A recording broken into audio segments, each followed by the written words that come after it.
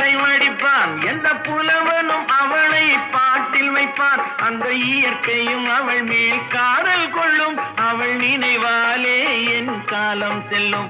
நான் பார்த்ததிலே அவள் ஒருத்தியை தான் நல்ல அழகி என்பேன், நல்ல அழகி என்பேன்.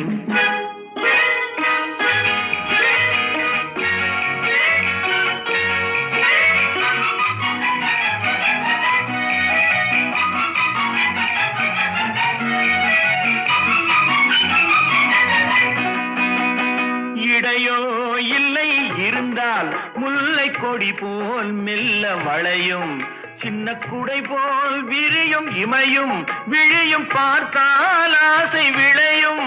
அந்த பூமகள் திருமுகம் மேலே குளிர் புன்னகை வருவதனாலே